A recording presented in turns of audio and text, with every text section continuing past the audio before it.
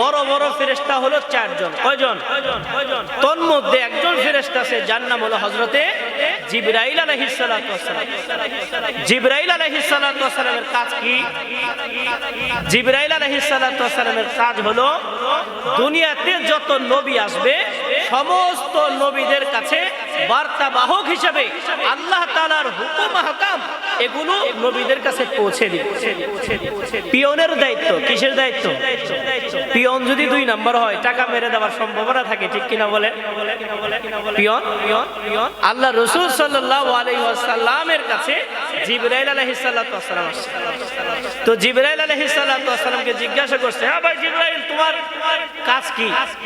বলতেছে, ইয়া রাসূলুল্লাহ, এই যে আপনার কাছে আমি আসি না, আসো।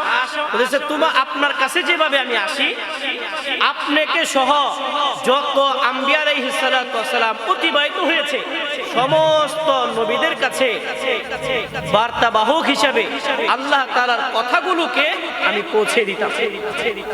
হযরত আদম আলাইহিস সালাতু ওয়াস সালামের কাছে আসছেন, শীশ আলাইহিস সালাতু ওয়াস সালামের কাছে আসছেন, নূহ আলাইহিস সালাতু ওয়াস সালামের কাছে আসছেন, যত নবী দুনিয়ার ভিতরে আসছেন সমস্ত নবীদের কাছেই জিবরাইল আলাইহিস সালাতু ওয়াস সালাম আসছেন। সব নবীর কাছেই আসছেন। উনার কাজ হলো আল্লাহ তাআলার কথাগুলো নবীদের কাছে পৌঁছে দেওয়া। কিতাবের মধ্যে লেখেন, কোন কোন নবীর কাছে জিবরাইল আলাইহিস সালাতু ওয়াস সালাম একবার আসছেন। কয়বার? একবার। কোন কোন নবীর কাছে 3 বার আসছেন, কোন কোন নবীর কাছে 5 বার আসছেন, কোন কোন নবীর কাছে 7 বার আসছেন। হযরতে ইব্রাহিম আলাইহিস সালাতু ওয়াস সালামের কাছে হযরতে জিবরাইল আলাইহিস সালাতু ওয়াস সালাম 40 বার আসছেন। কয়বার?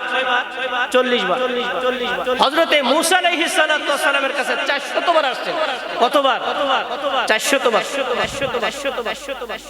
বিভিন্ন মুসান্নিফগণ কিতাবের মধ্যে লিখেছেন, সমস্ত নবীদের কাছে জিবরাইল যতবার আসছে, যদি এই পরিসংখ্যাকে সব নবীর মাঝে ভাগ করে দেওয়া হয়, তাহলে এক এক নবীর গড়ে 3 বার করে পড়ে। কয়বার? 3 বার। অর্থাৎ এক এক নবীর কাছে 3 বার আসছে। যদি এটা ভাগ করে দেওয়া হয়, জিবরাইল আলাইহিস সালাতু ওয়াস সালাম প্রত্যেক নবীর কাছে পরিসংখ্যা হিসেবে কয়বার করে আসছে? কয়বার বলেন? 3 বার। কিন্তু আমার আপনার নবী সাইয়্যিদুল মুরসালিন খাতামুন নবিয়্যিন মুহাম্মদুর রাসূলুল্লাহ সাল্লাল্লাহু আলাইহি সাল্লামের কাছে জিবরাইল আলাইহিস সালাতু ওয়াস সালাম কয়বার আসছেন? একবার, 3 বার, 5 বার, 400 বার, 40 বার, 1000 বার, 10000 বার, 20000 বার? না না না, আমার নবী, আপনার নবী সাইয়্যিদুল মুরসালিন খাতামুন নবিয়্যিন মুহাম্মদুর রাসূলুল্লাহ সাল্লাল্লাহু আলাইহি ওয়াসাল্লামের কাছে 24000 বার আসেন। সুবহানাল্লাহ। কতবার? 24000 বার। জিবরাইল আলাইহিস সালাতু ওয়াস সালাম বলেন, আমি আপনার কাছে যেন সব সময় থাকি, আল্লাহ তাআলা আমাকে এটাই বলেছেন। সুবহানাল্লাহ। 24000 বার আল্লাহ রাসূলের কাছে আসছেন। সুবহানাল্লাহ। হযরতে জিবরাইল আলাইহিস সালাতু ওয়াস সালাম নবী পাক সাল্লাল্লাহু আলাইহি সাল্লামের কাছে একবার নয়, 2 বার নয়, 1000 নয়, 2000 নয়, 24000 বার আল্লাহ রাসূলের কাছে আসেন। জিবরাইল আলাইহিস সালাতু ওয়াস সালাম আল্লাহ রাসূল সাল্লাল্লাহু আলাইহি সাল্লামের কাছে সব সময় থাকতেন। জিবরাইল আলাইহিস সালাতু ওয়াস সালাম দাহিয়াতুল কলবি একজন ফেরেশতা ছিল। ওই ফেরেশতার আকৃতি নিয়ে সব সময় রাসূলের কথা শোনার জন্য রাসূল সাল্লাল্লাহু আলাইহি সাল্লামের সামনে বসে থাকতেন। সুবহানাল্লাহ। হযরতে জিবরাইল আলাইহিস সালাতু ওয়াস সালাম আল্লাহ রাসূল সাল্লাল্লাহু আলাইহি সাল্লামের কাছে শুধু ওহী নিয়েই আসছে এরকমের নয়, বিভিন্ন সময় আল্লাহ রাসূলের কাছে এসে গল্প গুজব করতেন। আল্লাহ রাসূলের কাছে এসে বিভিন্ন সময় কথাবার্তা বলতেন। হযরতে জিবরাইল আলাইহিস সালাতু ওয়াস সালাম একদিন এসে বলতেছেন, ইয়া মুহাম্মদ, এ মুহাম্মদ, আপনার বয়স কত? কিন্তু জিবরাইল আলাইহিস সালাতু ওয়াস সালাম জানে কি জানে না বলেন? জিবরাইল আলাইহিস সালাতু ওয়াস সালাম বলেন, ইয়া মুহাম্মদ আপনার বয়স কত? কামু মুরুখ, আপনার বয়স কত? জিবরাইল আলাইহিস সালাতু ওয়াস সালাম এই কথা বলার পরে নবী পাক সাল্লাল্লাহু আলাইহি সাল্লাম বলেন, ভাই জিবরাইল, আমার বয়স জানার আগে আমি একটু আপনার বয়সটা জানতে চাই। আমার বয়সটা আপনার কাছে পরে বলি, আপনার বয়স কত একটু আমাকে বলে দেন। জিবরাইলের বয়স কত আপনারা কেউ বলতে পারবেন? পারবেন আপনারা কেউ বলতে? বলেন। জিবরাইল আলাইহিস সালাতু ওয়াস সালাম কে বলতেছেন, আপনার বয়সটা কত আপনি বলেন আগে, এরপরে আমারটা বলবো। জিবরাইল আলাইহিস সালাতু ওয়াস সালাম বলেন, আমার বয়স কত এটা জানার আগে আমি আপনাকে একটা যদি উপমা দেই, এই উপমা যদি আপনি শুনেন তাহলে আপনি বুঝতে পারবেন আমার বয়সটা কত। চাচা আমি আপনার বয়স কত?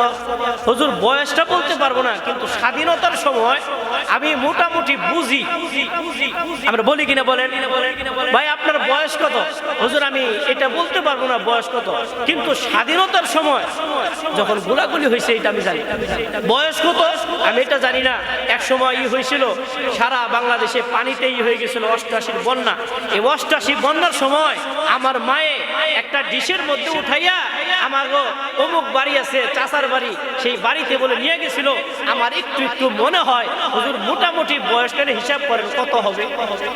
আমরা বলি কিনা বলেন? উপমা দিলে বোঝা যায়, ঠিক কিনা বলেন? তো জিবরাইল আলাইহিস সালাতু ওয়াস সালাম বলতেছেন একটু উপমা দেই তাহলে আপনি বুঝতে পারবেন আমার বয়স। রাসূল সাল্লাল্লাহু আলাইহি সাল্লাম হাদিসের মধ্যে বলেন, জিবরাইল আলাইহিস সালাতু ওয়াস সালাম উপমা দিচ্ছেন। এটা বানানো কাহিনী নাকি বলেন? হাদিসের ভিতরে আছে, হাদিসের কথা বলতেছি। আল্লাহ রাসূল সাল্লাল্লাহু আলাইহি সাল্লাম এই কথা বলার পরে জিবরাইল আলাইহিস সালাতু ওয়াস সালাম বলতেছেন, আমি জিবরাইল আল্লাহ পাক রব্বুল আলামিনের আরশে মহল্লার উপরে একটা তারকা দেখলাম উঠতো। তারকা উঠতো, তো এই তারকাটা যদি একবার উঠতো তাহলে আল্লাহ তাআলার আরশটা একবার নয়, দুইবার নয়, একদিন নয়, দুই দিন নয়, 70,000 বছর পর্যন্ত ওই তারকাটা আল্লাহ পাক রব্বুল আলামিনের আরশটা তাওয়াফ করতো। সুবহানাল্লাহ। কতবার? 70,000 বার। একবার যদি ওই তারকাটা উঠতো আল্লাহ তাআলার আরশটা 70,000 বার তাওয়াফ করতো। আবার যখন অস্ত যেত 70,000 বছরে আর ওই তারকাটা উদিত হতো। আবার যখন উদিত হতো 70,000 বছর তাওয়াফ করত। আবার যখন নিভে যেত 70,000 বছর এভাবেই থাকতো। আবার যদি উঠতো 70,000 তাওয়াফ করতো।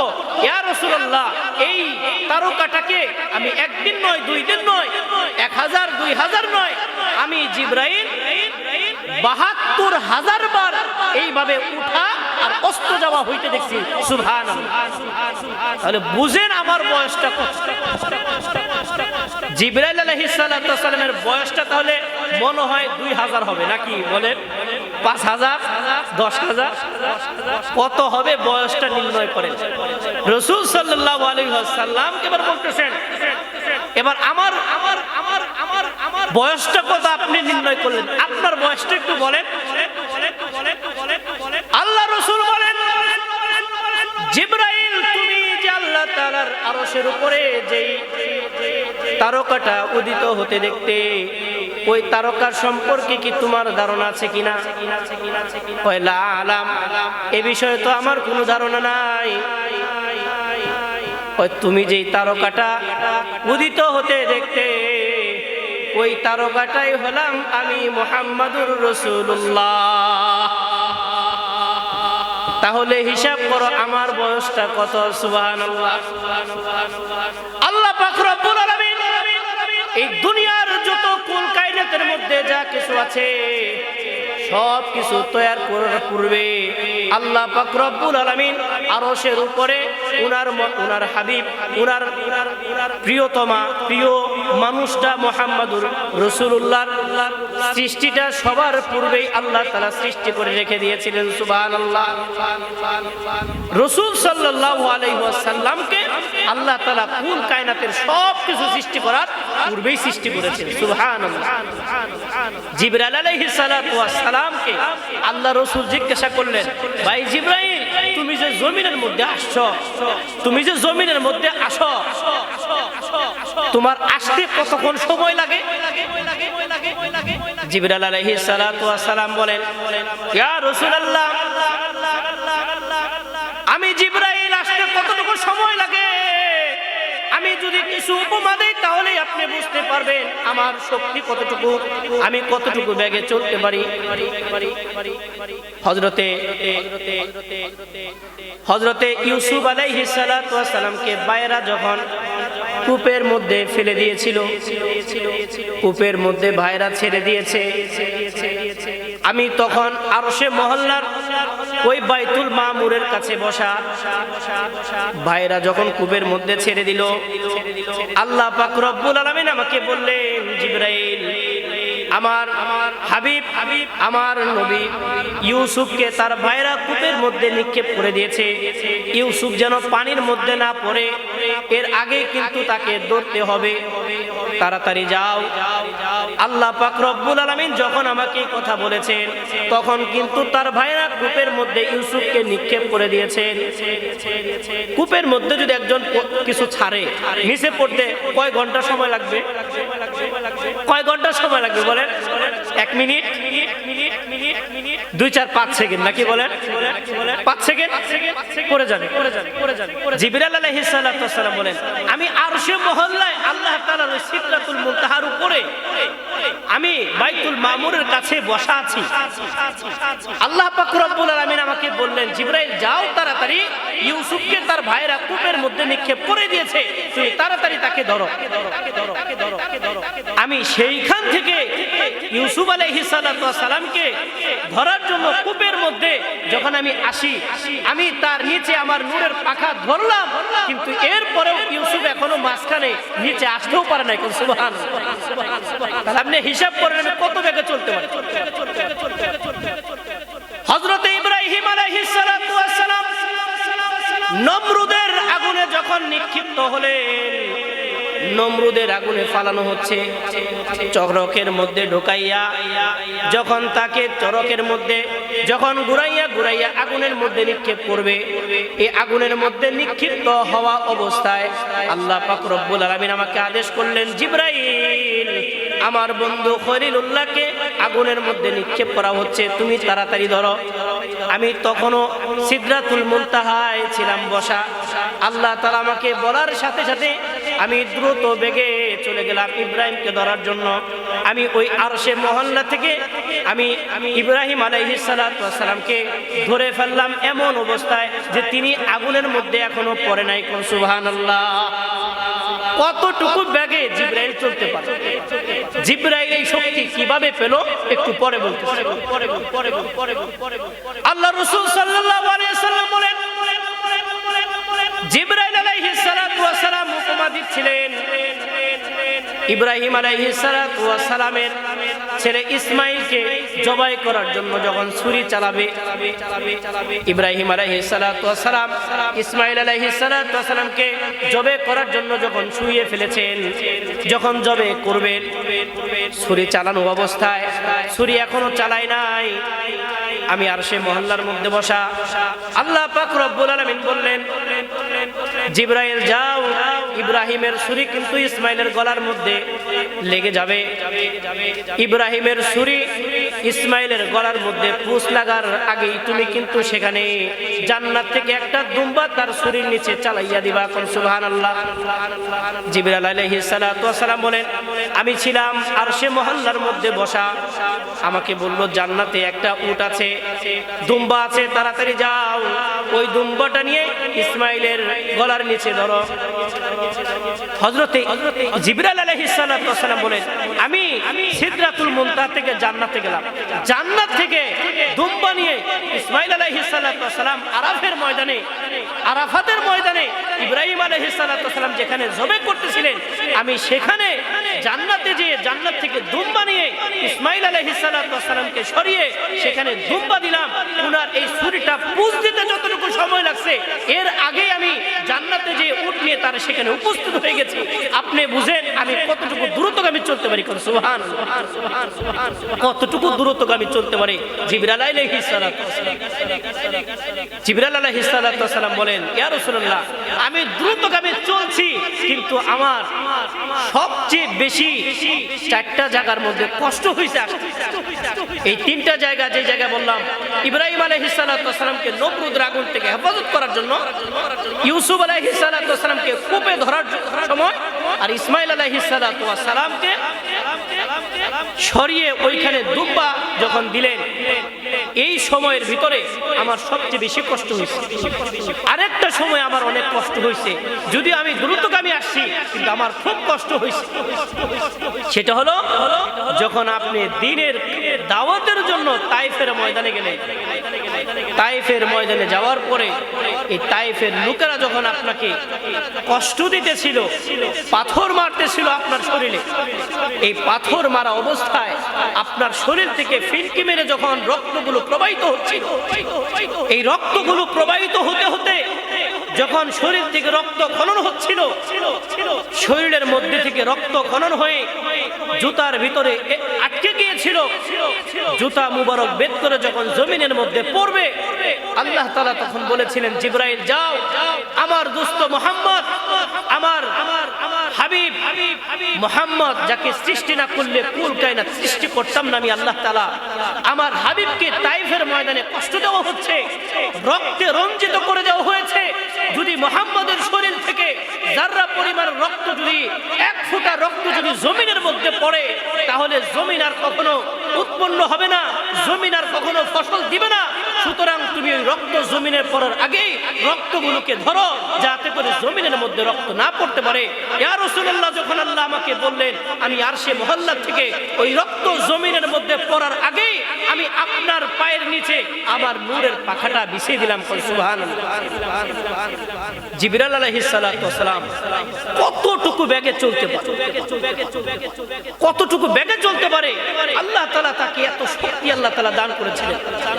জিবরাইল আলাইহিস সালামের যে শক্তি আছে, জমিনের ভিতরে অন্য কোন মাখলুকাতের আর এই পরিমাণে শক্তি নেই। জিবরাইল আলাইহিস সালামকে আল্লাহ তাআলা 600 পাখা দান করেছেন। কতগুলো পাখা বলে? 600 পাখা আল্লাহ তাআলা দান করেছেন। 600 পাখা। জিবরাইল আলাইহিস সালাম আল্লাহ পাক রব্বুল আলামিনের নবী জিবরাইলকে বলতেছেন, ও জিবরাইল, তোমার শক্তি কি রকমের আছে? জিবরাইল আলাইহিস সালাম বলেন, মা জাররাবতু আহাদান ইয়া রাসূলুল্লাহ, আমি তো কারোর সাথে কুস্তি ধরি নাই জীবনে যে আমার শক্তি কতটুকু আছে আমি বলতে পারবো। জিবরাইলকে আমাদের মতো ঝগড়াটিয়া নাকি বলেন? কারোর সাথে কুস্তি করছে? আমি ফেরেশতাও জানি না। সুবহানাল্লাহ। এত ফেরেশতা আল্লাহ বানিয়েছেন, সব ফেরেশতার চাইতে বড় বড় ফেরেশতা হলো 4 জন। কয়জন? তোর মধ্যে একজন ফেরেশতা আছে, যার নাম হলো হযরতে জিবরাইল আলাইহিস সালাতু ওয়াস সালাম। জিবরাইল আলাইহিস সালাতু ওয়াস সালামের কাজ কি? জিবরাইল আলাইহিস সালাতু ওয়াস সালামের কাজ হলো দুনিয়াতে যত নবী আসবে সমস্ত নবীদের কাছে বার্তা বাহক হিসেবে আল্লাহ তাআলার হুকুম আহকাম এগুলো নবীদের কাছে পৌঁছে দিবে। পিয়নের দায়িত্ব, কিসের দায়িত্ব? পিয়ন যদি 2 নাম্বার হয় টাকা মেরে দেওয়ার সম্ভাবনা থাকে, ঠিক কিনা বলে? পিয়ন আল্লাহ রাসূল সাল্লাল্লাহু আলাইহি ওয়াসাল্লামের কাছে জিবরাইল আলাইহিস সালাতু ওয়াস সালাম আসছে। তো জিবরাইল আলাইহিস সালাতু ওয়াস সালামকে জিজ্ঞাসা করছে, হ্যাঁ ভাই জিবরাইল, তোমার কাজ কি? বলতেছে, ইয়া রাসূলুল্লাহ, এই যে আপনার কাছে আমি আসি না, আসো। বলতেছে, তোমার আপনার কাছে যেভাবে আমি আসি, আপনাকে সহ যত আম্বিয়া আলাইহিস সালাতু ওয়াস সালাম অতিবাহিত হয়েছে সমস্ত নবীদের কাছে বার্তাবাহক হিসাবে আল্লাহ তাআলার কথাগুলোকে আমি পৌঁছে দিতাম। হযরত আদম আলাইহিস সালাতু ওয়াস সালামের কাছে আসছেন, শীশ আলাইহিস সালাতু ওয়াস সালামের কাছে আসছেন, নূহ আলাইহিস সালাতু ওয়াস সালামের কাছে আসছেন, যত নবী দুনিয়ার ভিতরে আসছেন সমস্ত নবীদের কাছেই জিবরাইল আলাইহিস সালাতু ওয়াস সালাম আসছেন। সব নবীর কাছেই আসছেন। উনার কাজ হলো আল্লাহ তাআলার কথাগুলো নবীদের কাছে পৌঁছে দেওয়া।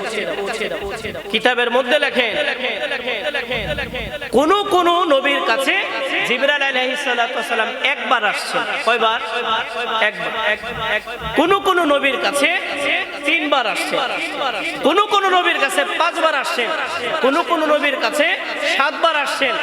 হযরতে ইব্রাহিম আলাইহিস সালাতু ওয়াস সালামের কাছে হযরতে জিবরাইল আলাইহিস সালাতু ওয়াস সালাম 40 বার আসছেন। কয়বার? 40 বার। হযরতে মূসা আলাইহিস সালাতু ওয়াস সালামের কাছে 400 বার আসছেন। কতবার? 400 বার। বিভিন্ন মুসান্নিফগণ কিতাবের মধ্যে লিখেছেন সমস্ত নবীদের কাছে জিবরাইল যতবার আসছে, যদি এই পরিসংখ্যাকে সব নবীর মাঝে ভাগ করে দেওয়া হয়, তাহলে এক এক নবীর গড়ে 3 বার করে পড়ে। কয়বার? 3 বার। অর্থাৎ এক এক নবীর কাছে 3 বার আসছে, যদি এটা ভাগ করে দেওয়া হয়। জিবরাইল আলাইহিস সালাতু ওয়াস সালাম প্রত্যেক নবীর কাছে পরিসংখ্যা হিসেবে কয়বার করে আসছে? কয়বার বলেন? 3 বার। কিন্তু আমার আপনার নবী সাইয়্যিদুল মুরসালিন খাতামুন নবিয়্যিন মুহাম্মদুর রাসূলুল্লাহ সাল্লাল্লাহু আলাইহি সাল্লামের কাছে জিবরাইল আলাইহিস সালাতু ওয়াস সালাম কয়বার আসছেন? একবার, 3 বার, 5 বার, 400 বার, 40 বার, 1000 বার, 10000 বার, 20000 বার? না না না, আমার নবী আপনার নবী সাইয়্যিদুল মুরসালিন খাতামুন নবিয়্যিন মুহাম্মদুর রাসূলুল্লাহ সাল্লাল্লাহু আলাইহি ওয়াসাল্লামের কাছে 24000 বার আসেন। সুবহানাল্লাহ। কতবার? 24000 বার। জিবরাইল আলাইহিস সালাতু ওয়াস সালাম বলেন, আমি আপনার কাছে যেন সব সময় থাকি। আল্লাহ তাআলা আমাকে এটাই বলেছেন। সুবহানাল্লাহ। 24000 বার আল্লাহ রাসূলের কাছে আসছেন। সুবহানাল্লাহ। হযরতে জিবরাইল আলাইহিস সালাতু ওয়াস সালাম নবী পাক সাল্লাল্লাহু আলাইহি সাল্লামের কাছে একবার নয়, দুইবার নয়, 1000 নয়, 2000 নয়, 24000 বার আল্লাহ রাসূলের কাছে আসেন। জিবরাইল আলাইহিস সালাতু ওয়াস সালাম আল্লাহ রাসূল সাল্লাল্লাহু আলাইহি সাল্লামের কাছে সব সময় থাকতেন। জিবরাইল আলাইহিস সালাতু ওয়াস সালাম দাহিয়াতুল কলবি একজন ফেরেশতা ছিল। ওই ফেরেশতার আকৃতি নিয়ে সব সময় রাসূলের কথা শোনার জন্য রাসূল সাল্লাল্লাহু আলাইহি সাল্লামের সামনে বসে থাকতেন। সুবহানাল্লাহ। হযরতে জিবরাইল আলাইহিস সালাতু ওয়াস সালাম আল্লাহ রাসূল সাল্লাল্লাহু আলাইহি সাল্লামের কাছে শুধু ওহী নিয়েই আসছে এরকমের নয়, বিভিন্ন সময় আল্লাহ রাসূলের কাছে এসে গল্প গুজব করতেন।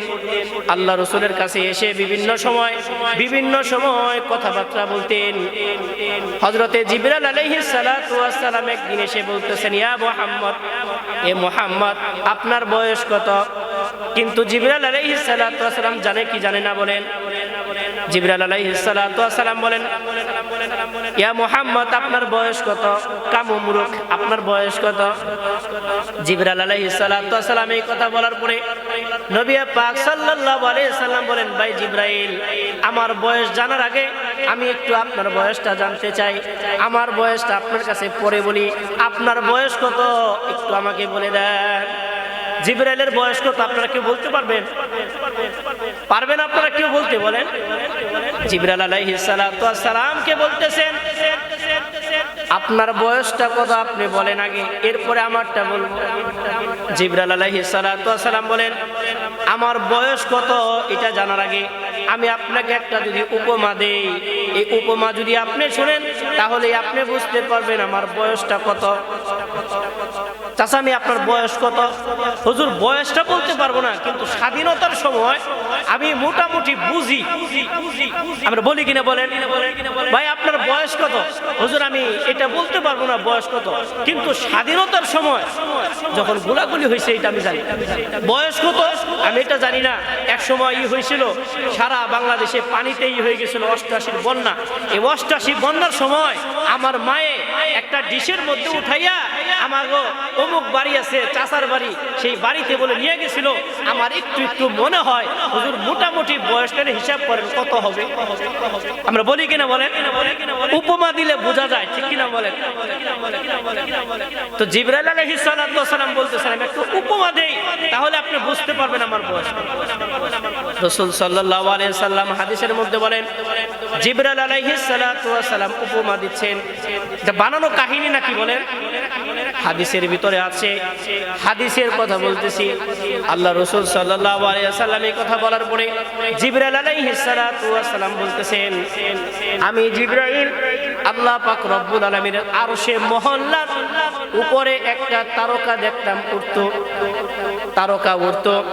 তো এই তারকাটা যদি একবার উঠতো তাহলে আল্লাহ তাআলার আরশটা একবার নয়, দুইবার নয়, একদিন নয়, দুই দিন নয়, ৭০,০০০ বছর পর্যন্ত ওই তারকাটা আল্লাহ পাক রব্বুল আলামিনের আরশটা তাওয়াফ করতো। সুবহানাল্লাহ। কতবার? ৭০,০০০ বার। একবার যদি ওই তারকাটা উঠতো আল্লাহ তাআলার আরশটা ৭০,০০০ বার তাওয়াফ করত। আবার যখন অস্ত যেত ৭০,০০০ বছরে আর ওই তারকাটা উদিত হতো। আবার যখন উদিত হতো ৭০,০০০ বছর তাওয়াফ করত। আবার যখন নিভে যেত ৭০,০০০ বছর এভাবেই থাকতো। আবার যদি উঠতো ৭০,০০০ তাওয়াফ করত।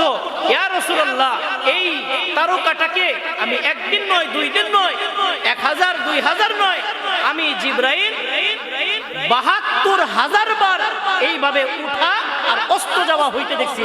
সুবহানাল্লাহ। তাহলে বুঝেন আমার বয়সটা কত। জিবরাইল আলাইহিস সালাতু ওয়াস সালামের বয়সটা তাহলে মনে হয় ২০০০ হবে নাকি বলেন? ৫০০০, ১০০০০ কত হবে বয়সটা নির্ণয় করেন। রাসূল সাল্লাল্লাহু আলাইহি ওয়াসাল্লামকে এবার বলতেছেন, এবার আমার বয়সটা কত আপনি নির্ণয় করলেন, আপনার বয়সটা একটু বলেন। আল্লাহ রাসূল বলেন, জিবরাইল তুমি যে আল্লাহ তাআলার আরশের উপরে যেই তারকাটা উদিত হতে দেখতে, ওই তারকার সম্পর্কে কি তোমার ধারণা আছে কিনা? কয় লা আলাম, এ বিষয়ে তো আমার কোনো ধারণা নাই। তুমি যেই তারকাটা উদিত হতে দেখতে, ওই তারকাটাই হলাম আমি মুহাম্মাদুর রাসূলুল্লাহ। তাহলে হিসাব করো আমার বয়সটা কত। সুবহানাল্লাহ। আল্লাহ পাক রব্বুল আলামিন এই দুনিয়ার যত কুল কায়নাতের মধ্যে যা কিছু আছে সব কিছু তৈরি করার পূর্বে আল্লাহ পাক রব্বুল আলামিন আরশের উপরে উনার হাবিব, উনার প্রিয়তমা প্রিয় মানুষটা মুহাম্মাদুর রাসূলুল্লাহর সৃষ্টিটা সবার পূর্বেই আল্লাহ তাআলা সৃষ্টি করে রেখে দিয়েছিলেন। সুবহানাল্লাহ।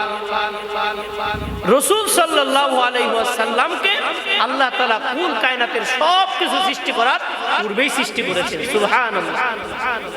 জিবরাইল আলাইহিস সালাতু ওয়াস সালামকে আল্লাহ রাসূল জিজ্ঞাসা করলেন, ভাই জিবরাইল, তুমি যে জমিনের মধ্যে আসছো, তুমি যে জমিনের মধ্যে আসো, তোমার আসতে কতক্ষণ সময় লাগে? জিবরাইল আলাইহিস সালাতু ওয়াস সালাম বলেন, ইয়া রাসূলুল্লাহ, আমি জিবরাইল আসতে কতটুকু সময় লাগে আমি যদি কিছু উপমা দেই তাহলে আপনি বুঝতে পারবেন আমার শক্তি কতটুকু, আমি কতটুকু বেগে চলতে পারি। হযরতে ইউসুফ আলাইহিস সালাতু ওয়াস সালামকে বাইরা যখন কূপের মধ্যে ফেলে দিয়েছিল, কূপের মধ্যে ভাইরা ছেড়ে দিয়েছে, আমি তখন আরশে মহল্লার ওই বাইতুল মামুরের কাছে বসা। ভাইরা যখন কূপের মধ্যে ছেড়ে দিল, আল্লাহ পাক রব্বুল আলামিন আমাকে বললেন, জিবরাইল, আমার হাবিব, আমার নবী ইউসুফকে তার ভাইরা কূপের মধ্যে নিক্ষেপ করে দিয়েছে। ইউসুফ যেন পানির মধ্যে না পড়ে, এর আগে কিন্তু তাকে ধরতে হবে, তাড়াতাড়ি যাও।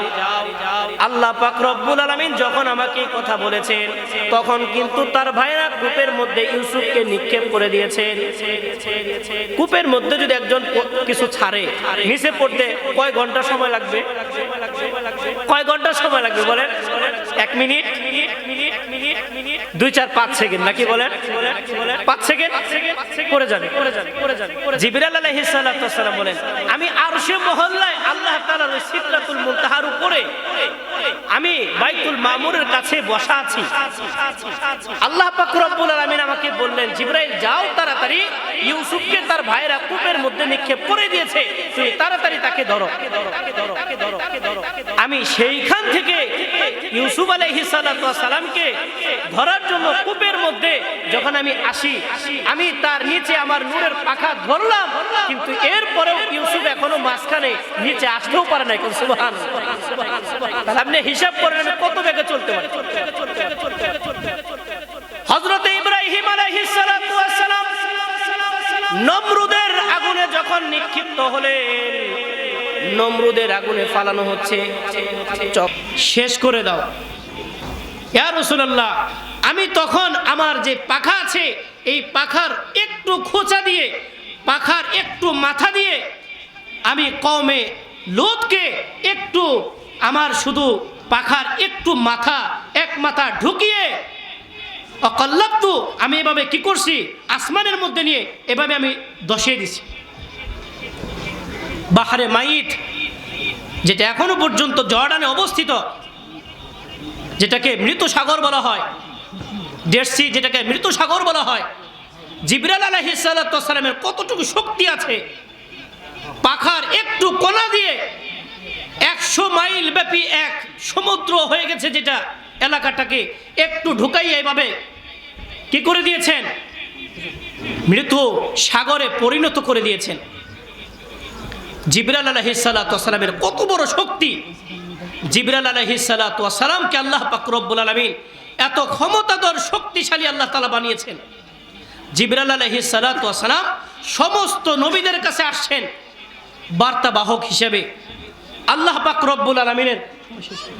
পাক রব্বুল আলামিনের সমস্ত কথাগুলো পুঙ্খানুপুঙ্খানুভাবে নবী আম্বিয়া আলাইহিস সালাতু ওয়াস সালামদের কাছে পৌঁছে দিয়েছেন। জিবরাইল আলাইহিস সালাতু ওয়াস সালাম নবী পাক সাল্লাল্লাহু আলাইহি সাল্লাম যখন ইন্তেকাল করবেন, জিবরাইল আলাইহিস সালাতু ওয়াস সালাম হাউমাউ করে কান্না করতেছেন। জিবরাইল আলাইহিস সালাতু ওয়াস সালামকে জিজ্ঞাসা করলেন, ইয়া রাসূলুল্লাহ জিজ্ঞাসা করলেন, জিবরাইল তুমি কেন কাঁদতেছো?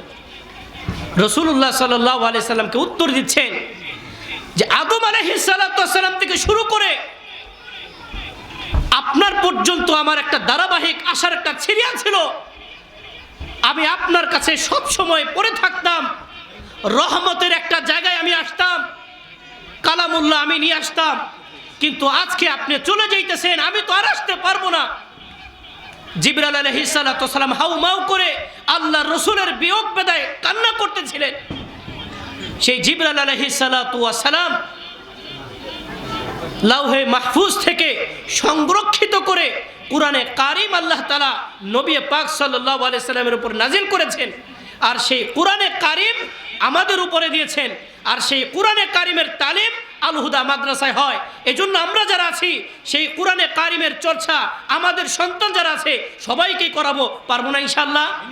আল্লাহ তাআলা আমাদের সবাইকে কুরআনের দ্বারবাহক হওয়ার তৌফিক দান করুক। সবাই বলি আমিন।